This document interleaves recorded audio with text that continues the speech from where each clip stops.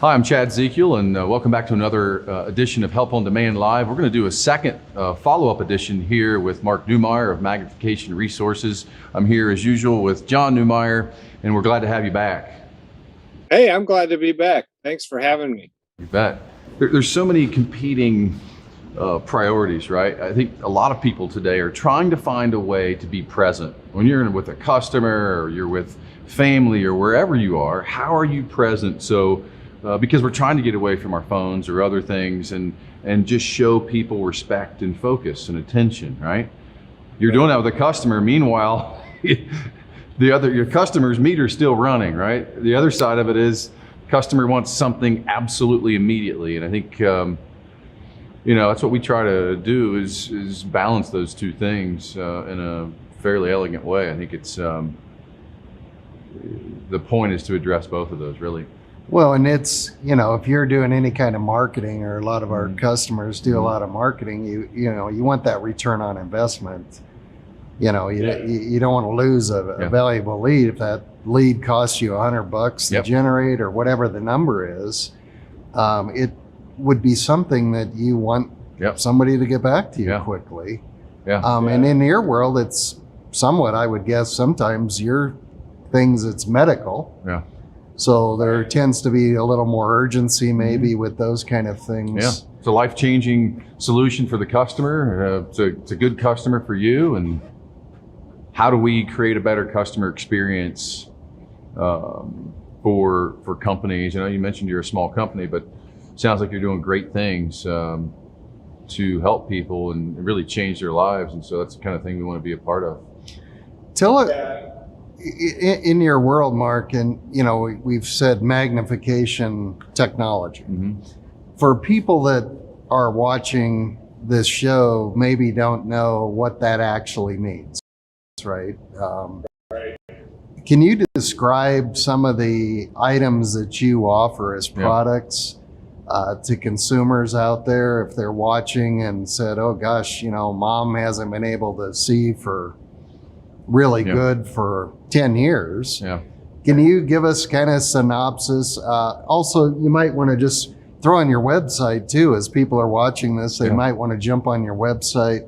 So what's your website address? And then also kind of share with us what kind of that technology is that you offer. So the website is www.magnificationresources.com. The technology, it's funny when I talk to my friends, they say, how do you make a living selling magnifiers? Because we all think of a magnifier as a handheld stick with a piece of glass on the end. And you can get them for $30. Well, our magnification, yes, we do carry those, but we go all the way up the spectrum to what we call electronic, digital, or video magnification. An average device like that has a monitor just like your computer does. And in or around that monitor, there is a camera. And the camera, you put your newspaper underneath that camera and it shows up on the screen. And from there, you can make that larger or smaller by turning a knob. These machines, your typical handheld magnifier goes from 3 times magnification. And then there are stages, all different magnifiers. You can get up to 12 times magnification. But as a magnifier, like a 3x magnifier's got probably a 3 or 4 inch diameter lens on it.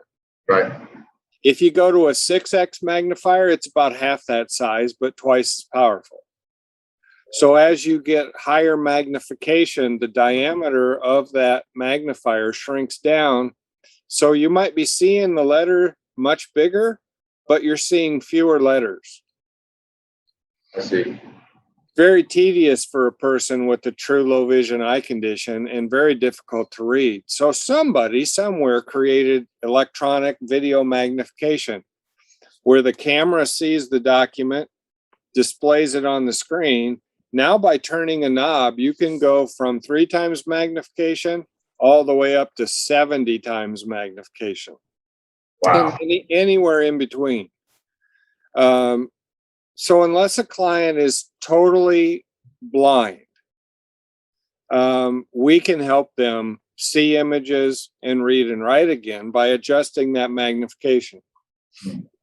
In addition, because different visual conditions require different forms or colors of sight, we can also change the colors. So if you and I are looking at a newspaper that's printed in black and white, we can enhance that by pushing a button to remove all the grain in the paper, or to remove the bleed through letters from the other side of the page that are bleeding through the paper. Those are distractions to the eye. Makes it more difficult to read. So we can filter out all the grain or bleed through images, and they just see a bold, clean image of what they want to read. But we can change that to black and white, or blue and yellow, or yellow and black, all these high contrast colors that allow them to see it even better. So they simply put their document underneath or in front of the monitor, a camera sees it, and we have all that technology that sounds very simple but very complicated in its production, but incredibly easy in use. You know, our average magnification device has an on and off button. It has a dial to turn for the size and a button to push for the changing of the colors. After that, it's just putting the document down there and moving it around to the section of the page that you want to display on the screen and read it. So Mark, just as you're describing that, is this a portable device that I can kind of, like if I'm going on vacation, put it in the car and take it? Are there different sizes of these? You know, yeah, I Can think I put it in my about, jacket pocket, Yeah. or where can I? How portable is it? yeah. So do you have varying degrees of portability based on the products, or are they all portable? No, they're not all portable. That's a great question. Our most popular device has a 24-inch monitor. And with all the technology, it weighs probably 40 pounds. So it's going to sit on their desk, and they're going to use it where they read things and write things, because I can write with them too. That device or devices similar to that are going to sit in a stationary place. They're going to go to it and read them. Mm-hmm. That's how the industry was really started. But since then, we've created devices that are very portable and handheld.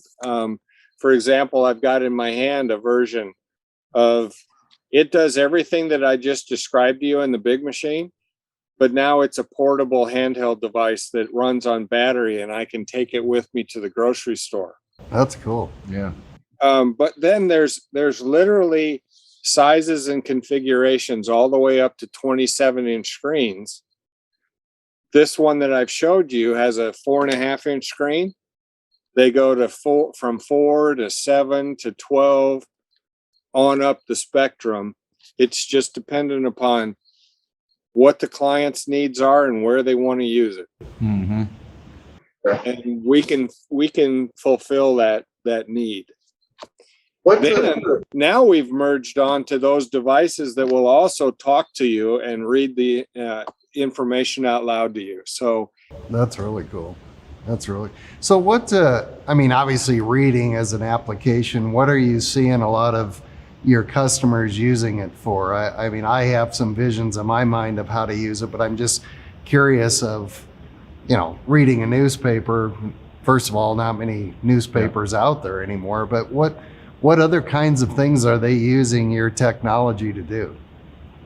Well, just think about your daily life, all of the different things that you need to read or look at or want to look at. So we're seeing people obviously still reading the newspapers and magazines, reading their mail, writing checks, balancing statements, because all of that can be done with our technology.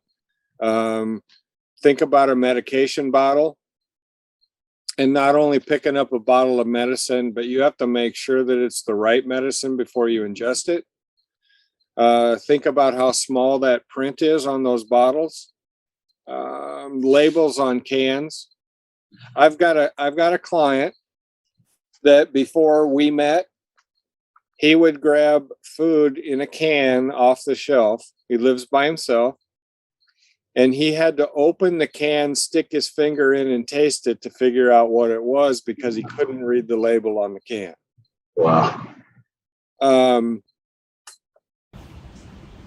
the list just goes on and on. Do you see That's people fantastic. using it for like hobbies? Frankly, I see it as not necessarily that you have a vision issue per se. And obviously I'm getting older, so vision becomes an issue in a lot of different modes. But I'm thinking, if I was a person that made jewelry as a hobby, for example, and I assume I could take your technology and zoom in on a very small piece of jewelry and set a stone or something. I mean, Fly fishing. Yeah, I exactly. have a tough time. And can it read putts? Yeah. Can it read putts? I've had a couple recent issues with that we can talk about offline. But if it can read putts, I'm going to get one. Yeah.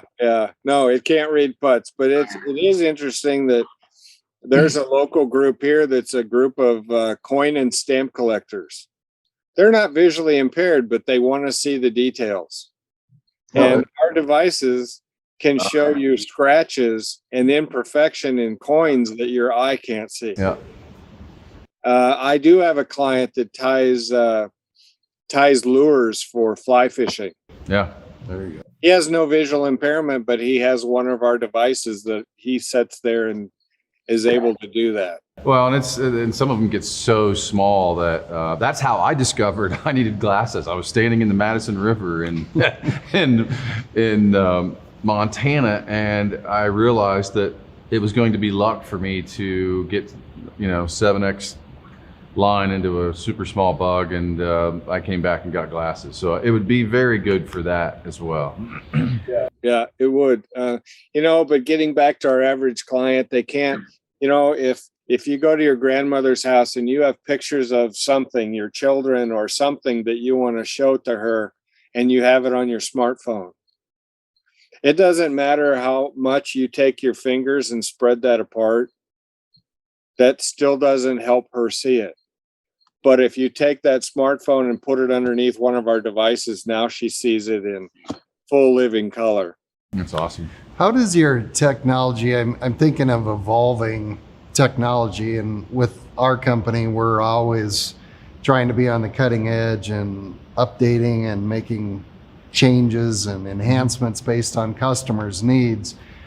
Do you have the ability yet? And if not, where is your world going as far as technology? But do you have the ability to use smartphone, for example, of the ability to either Bluetooth that into your machines or plug them into your machines, so that now instead of laying that smartphone on the platform, is there something like that going on in your world? I guess I'm just curious about where you think your vision of your technology is going in your world. Right now, we don't have the Bluetooth technology or computer connectivity. We can send an image from our machine, from our magnifier, to their computer, and they can store it. But I think our industry is going to start going the other direction, where we can take an outside feed and put it on the screen and magnify it. But I've not heard of any of those products forthcoming yet. The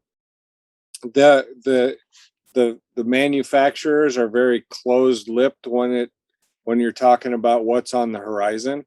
Yeah. Where our industry is going right now, though, is that all of these devices that I've described, we finally have them in head-borne devices. My opinion is that right now they're still a little bit bulky, but you look at those head-borne goggles that I think more younger generations are using, that are like the virtual reality stuff. Yeah. That's what our newest magnification devices look like. It's just they have to wear them. Yeah. And through that they can They can go to church and they can see the pastor and the hymnal and the bulletin. They can go to the grocery store and use them. But the big challenge is they're not supposed to, you shouldn't walk with these things on because your depth perception is gone. But they can sit in their recliner at home and read the newspaper like they used to before a visual impairment occurred. They can watch the television, or their favorite football team, whatever it is. They can do it with a head-borne device. That's cool. So it's a somewhat rapidly changing industry. So it's a good place to be, and there's a lot of need.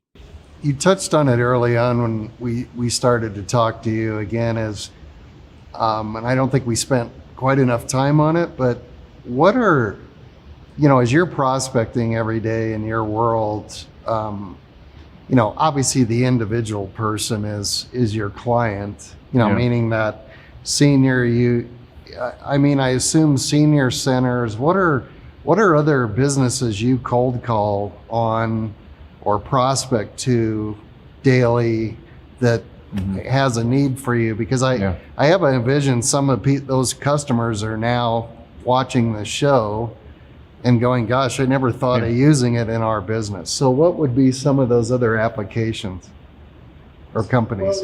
I mean, that's really a two-part question. What are other applications for our products? But how do I prospect for the low vision community? That's a challenge.